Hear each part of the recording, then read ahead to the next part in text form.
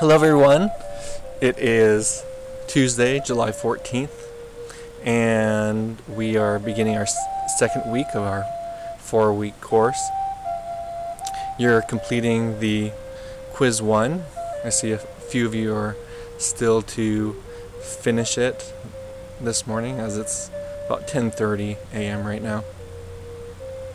So first of all, it looks like some of you did well. Many of you struggled on the quiz 1. I want to encourage you not to be discouraged if you didn't do quite as well as you would have liked on that quiz 1. Stay plugged in with this course. This quiz is only a small portion of your grade. Use it as a learning opportunity to figure out what you can do a little bit differently to prepare for your midterm and make sure you get the kind of grade you would like with the midterm. Altogether, I think, if I remember correctly, the quizzes and tests altogether are only worth about 40% of your grade.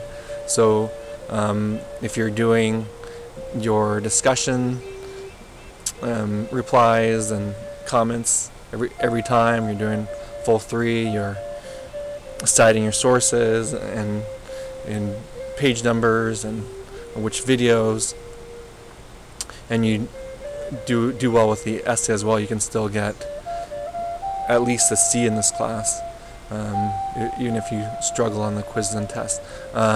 If you're looking to get an A, figure out how you can do a little bit better on the quizzes and tests. If you're not sure how you can do anything differently, feel free to check in with me. Make sure you have some sort of cheat sheet for yourself. It is OpenNote. The trick with doing an online test is, from an instructor's point of view, is that I need to make it so that's not something silly and where you can just do a Google search real quick and 5 seconds later you have the answer of any question I pull in.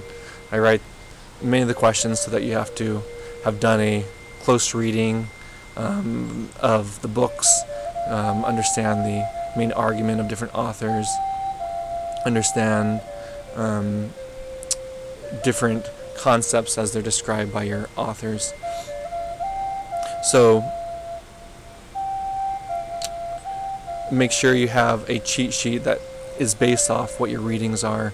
You can do some copy and pasting of what the discussion board, your peers, your colleagues have put on there to help yourself get that together well. No, you haven't made use of the collaborative study guide, so I'm assuming you're making that study guide on your own, but feel free to still do that in preparation for the midterm if you would like. Okay, so today you're going to be looking at the Navajo or Dene, as well as the Hopi people, but we'll be focusing more on the Navajo or Dene. They have one of the most fascinating worldviews, perspectives, and approaches to life. And one of your authors, Griffin Pierce, Trudy Griffin Pierce, does an amazing job describing the subtleties and in a very delicate way of the Navajo or Dene people. And William Young does well too. So make sure you take notice of how the different ideas William Young uses to describe them. But more principally, I think Griffin Pierce does an even better job than William Young. So William Young describes this concept here. I'll do my best to pronounce it for you. Hasso is the best, since I'm not Navajo and I don't speak Navajo, but as far as I've learned is how it's pronounced. Hasso. So Hasso, William Young describes as the idea of walking in beauty in our lives. And I think his use of the word walking is very important because of this idea that underlying spirituality and life itself is not one that is static, is not one that stays the same all the time, and we just have to conform ourselves to what that is. Rather, both spiritual reality and our own lives are in constant movement, change, in a journey, in process. And as Griffin Pierce describes very closely, the challenge of life is to walk in balance and walk in harmony in this long road, with the many different relationships we have with each other, in our social world, with the different aspects of, for lack of a better word, different facets of nature, and instead of relationships in general, as you'll read, Navajo name each relationship as it is and what it is. And not just relationships with each other in the social world or the natural world, but there are these super beings, is the word that is used. Often the name of them, Diyin, Dine'e, is translated as holy people, but as Griffin Pierce points out, there's nothing necessarily exemplary about these holy people. Rather, they are people that are prone to the same emotions of jealousy, of greed, and can be examples of what not to do in our own social world as much as what to do. However, they do have special powers and exert special powers within the natural world as well as can exert itself in the social world as well. And they're very much important beings to relate to honor the relationships of, to acknowledge, and to live in a way that honors those relationships. So we have those, and there's also passed on ancestors that have become part of the holy wind, in a sense, the living animating force of all things. The holy wind is another very interesting concept and central concept to the Diné or Navajo worldview. The holy wind infuses and pervades all things in the natural world, all things in the human social world. The Diyin Dine'e, or these super beings, they themselves are animated by the holy wind as well. So the holy wind is this vital force, we can say, that animates all things, that also creates their intelligence, and is the source of all beings' thought and speech, and in a way the source of creation itself, as thought and speech have a very potent creative power itself within the Diné worldview. So this holy wind unites and connects all things in reality. And so the job of a Diné person is to walk in a way in which you bring balance and harmony to these different relationships that you have. Once you fall out of balance with one, you fall into sickness, mental instability, and become prone in this way to death itself. So the job of one of the most important ceremonies and that you look at closely of the Diné worldview is through chant ways. Long songs or chants are done as healing rituals or healing ceremonies, as well as amazing sand paintings are created to prescribe, to embody, and to reconstitute right relationships and balance. So sand paintings, for example, will show forth and demonstrate and exemplify the relationships that one has with all living things in a somewhat truncated form. They're somewhat of a microcosm of all living things, and sand paintings themselves are created in motion in the process of making one, as well as destroying it itself can be seen as embodying these relationships that are constantly in motion. So these sand paintings, as well as these chant ways, these songs prescribe, embody, and reconstitute right relationships and balance. And a person, after they go through this 2-day, 5-day, or 9-day ritual to be healed, is given a number of days in which they richly, in a very disciplined way, need to follow all the prescriptions of the healers that lead the chant way or sand painting healings, so that they will return to right relationships in their social and natural environment, in all things in existence itself, to say in a very simple terms as much as we can. Okay, so that's a sneak preview of some of the concepts you'll be exploring in more detail today, this afternoon, this evening, and talking about the Dene or Navajo people. And just to point it out, we're prone, those of us who have studied Spanish, to say Navajo. What I've learned is that Navajo, doing an na-va-ho, is a more precise pronunciation.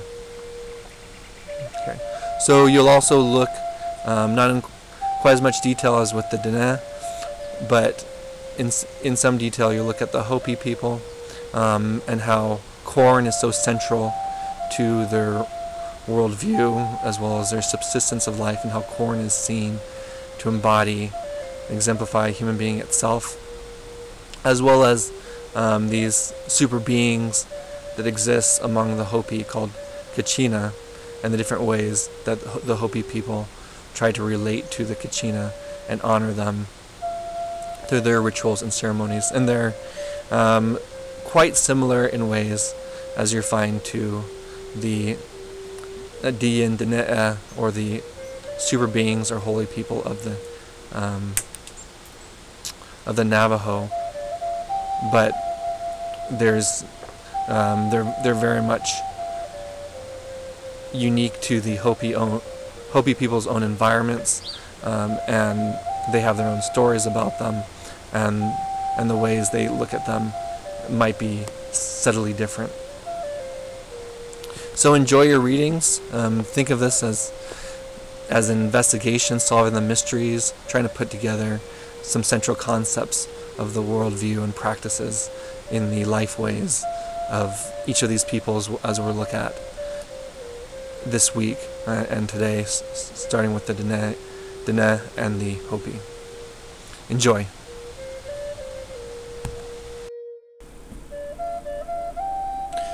Greetings, everyone. I want to say hello and give you a more personal live greeting than what you get with usually just reading messages and reading texts and a few videos I have for you to watch.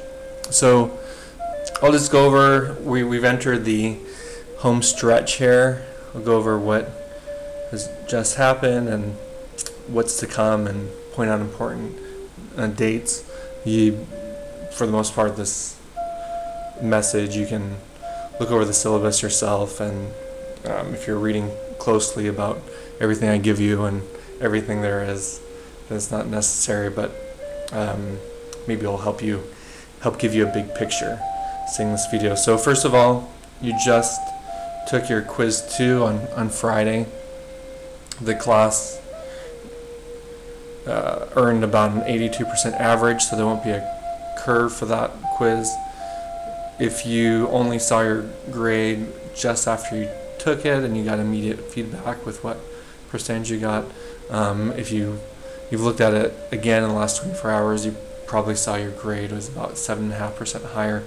That's not due to any curve, rather I'd programmed one of the questions incorrectly, and so it wasn't giving you credit for getting the right answer, and I believe all of you got that question right, fortunately, so everyone's grade got a little bit higher, so well done, bravo on that. And take what you did to study and keep on studying closely so that you can get a high grade on the final exam next week that you'll take by Tuesday. Okay, so since I'm in that mode, let's look at big big dates for final assignments due. So you have your research essay due. You'll have until Monday night to turn that in on BBLearn. And if you haven't really gotten started with that this past weekend or as such, I encourage you to use your weekend if you can. Otherwise, if you're working or what have you the entire weekend, you have to make other plans for how to put that together in a really careful and conscientious way. It's a very straightforward assignment.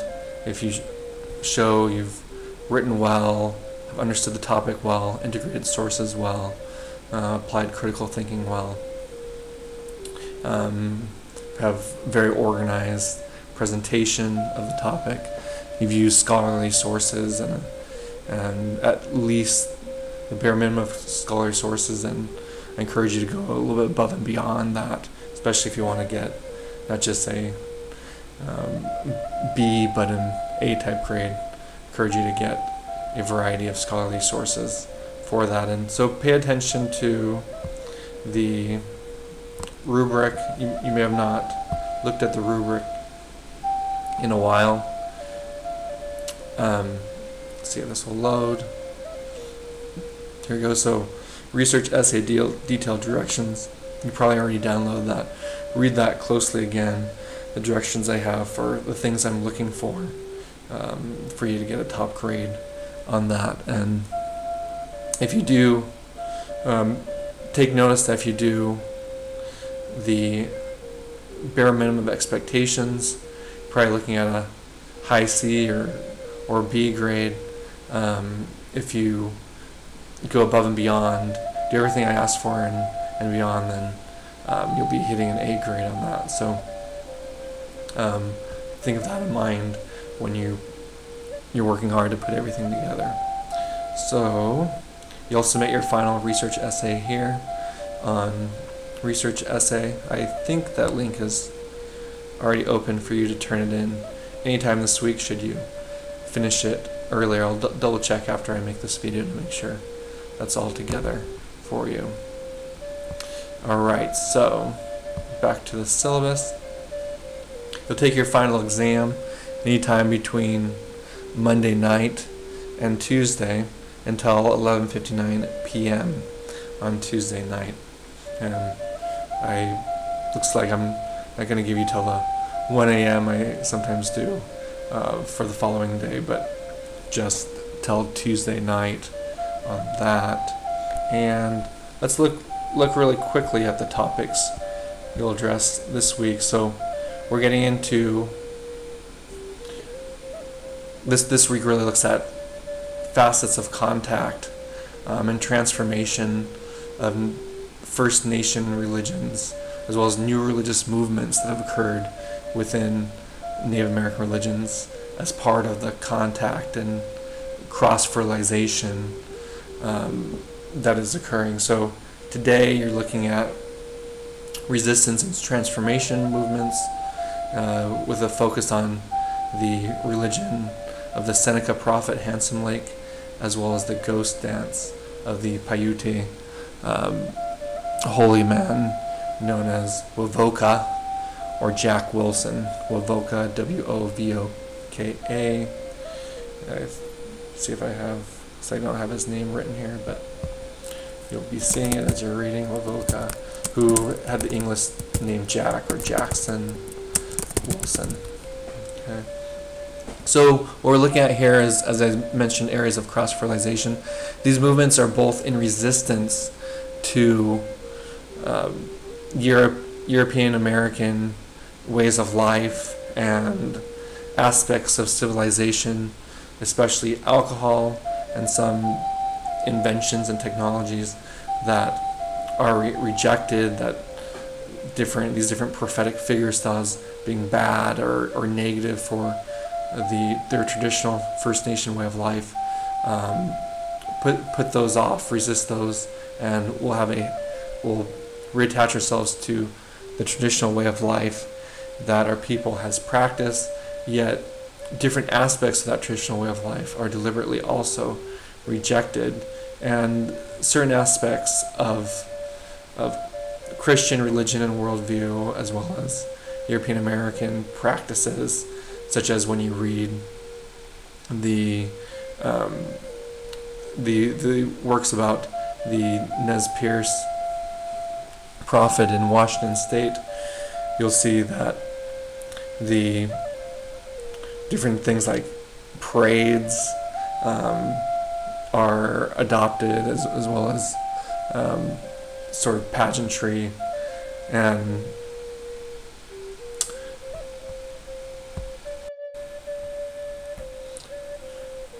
so, excuse me, the prophets Mohala in Washington State, who led a new religious movement. He was of the Wanapum, not of the Nez Perce, though was connected and perhaps influenced in a way with Chief Joseph. And for example, even though the adoption of processions, the rejection of concepts of land ownership that were being pushed upon buying or claiming tracts of land at that time within Washington State, and the Oregon was still the Oregon Territory. So let's see. So for today, look in the pages of the Sam Gill reading. Give you a good overview, as well as the pages. There's pages in Young. It doesn't look like I assigned particularly those pages, but you can look up some of the other prophetic movements, and William Young's book, The Quest for Harmony, gives you descriptions and understandings of those other prophets. But the two that we're looking at closely is Handsome Lake, the Seneca prophet, as well as Wovoka and his ghost dance movement. So there's a lot of pages assigned on those two movements. So if you're limited for time, pressed for time, choose one of those and read in more detail about one of those. Well, just read closely introductions, but skim more of the details if you're pressed for time. But make sure, most of you have heard of the ghost dance previously, and probably all of you are interested to learn more about it. Make sure some of you are reading the pages closely and engaging in the questions about Handsome Lake and the Seneca prophet as well, so that we can understand how his renewal, resistance, and cultural adoption and accommodation movement, how it worked as well compared to Wovoka's ghost dance movement. Okay, so we see the beginnings of the Pan-Indian movements in these works of these different prophets who are trying to bring together different Native American groups that didn't typically work together all that closely, although they might be trading partners, might share certain fairs and festivities. They weren't all that allied or close, and in the contact and resistance to the European American invaders who are trying to take over everything, the story you well know, a identity is not just your own First Nation group, but as a Native American, the word Indian was adopted and used. An identity as a First Nation, indigenous person of this continent began to emerge. And we'll be looking at tomorrow different aspects of this Pan-Indian movement and its religious connotations. This has also been called Red Power movement, especially from the 1960s into the 70s, when different acts of symbolic resistance and taking over areas of land and places occurred. And you'll also be looking at the Powwow movement, which is very much part of this Pan-Indian sharing and expression of cultural pride, religious pride, for the traditional way of life, resisting this frame of perspective of Native Americans as ignorant, dirty, uncivilized, barbaric, right? These horrible stereotypes inflicted upon them. With that, no, we have a beautiful culture, beautiful religion, and it should be celebrated, continued, and practiced. That the Red Power movement, it's the equivalent of the Black and Beautiful movement that emerged really strong in the 1960s. Okay, so we'll be looking further about the different aspects of this religious contact. I want to bring your attention to the word hybridization, just very briefly. It's a word that is useful and that talks about how religion emerges through cross-fertilization of different groups, different ways of thought, different practices, right? But sometimes this word is rejected as not very useful by religious studies scholars and anthropologists, because if you think about it, every aspect of all cultures and really all religions is a matter of hybridity. It's a combination of multiple things that come together and make something new. Our very reality as human beings is a matter of hybridity, right? We got physically we got the genes, half the genes of our mom's side of the family, half the genes of our father's side of the family. We have different aspects of the way of life and thought that our parents try to raise us in, our extended family, try to influence upon our friends and the greater society and pop media. We're all hybrid realities to our very core. So everything's hybridity, but we'll be looking at some interesting aspects of how peyote religion with the Native American church express hybridity. There's questions where the peyote church came from. Most historians see it as a practice that emerged out of Mexico, although many proponents of the Native American church affirm that it's been inherent to many practices of Native American groups in North America for a long, long time. But you'll see different aspects of Christian as well as Native American symbols and artifacts and objects that are used as part of that worship, and the use of ideas of the Eucharist that are applied to the taking of peyote itself with the Native American church. I'll also be looking at different postures of Christian groups and Christian leaders who have preached the Christian religion as well as adopted the Christian religion within the Native American context. Different postures in the sense of whether different facets of traditional Native American religion and culture should be rejected as pagan, heathenistic, perhaps demonic, right, at its worst, or other postures in which affirm the inspiration of the one God, the Father, Great Spirit of everyone, and it really looks for overlaps in traditional Native American spirituality and that of Christianity, and that both can be affirmed. And a third posture that you'll read about, especially in Andrea Smith's article here, Native American evangelicals, is that of you take the Christian religion as pure as it can be based on the Bible or your reading of the Bible, right? Everything's interpreted and interpretive at its very core. So the crux of the religion is based on the Bible, but the form in which it is expressed, you can take different facets of Native American culture for the expression of it, such as forms of singing, forms of drumming, that can be integrated and used side by side with in your actual practice of the Christian religion. Okay, so that'll complete our, sorry, one more thing I forgot. So you look at a new religious movement called the Baha'i Faith, which started in the Middle East in the 1800s, and different Baha'is who have been active in bringing their message to reservations around the United States.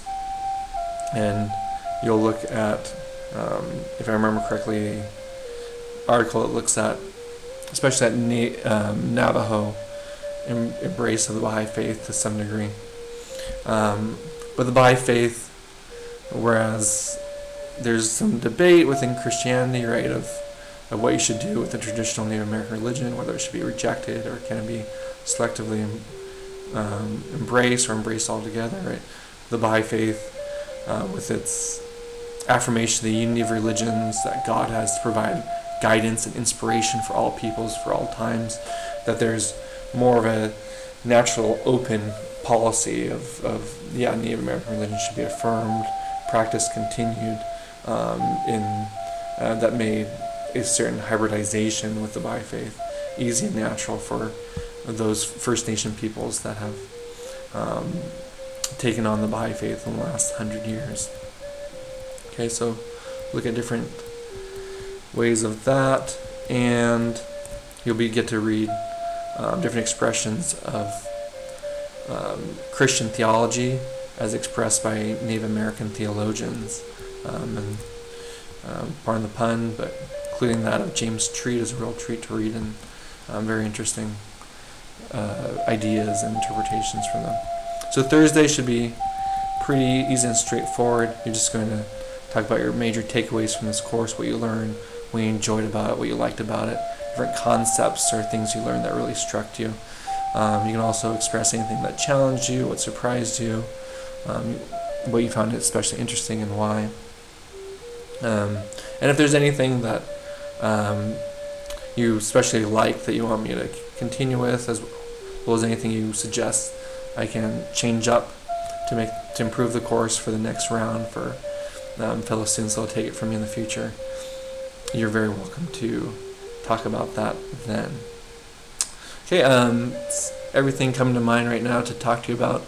Enjoy this last week, get immersed in your readings, and I look forward to scintillating dialogue in the discussion forum once again this week. So well done, bravo to everyone to making this point, and home stretch, keep on going strong.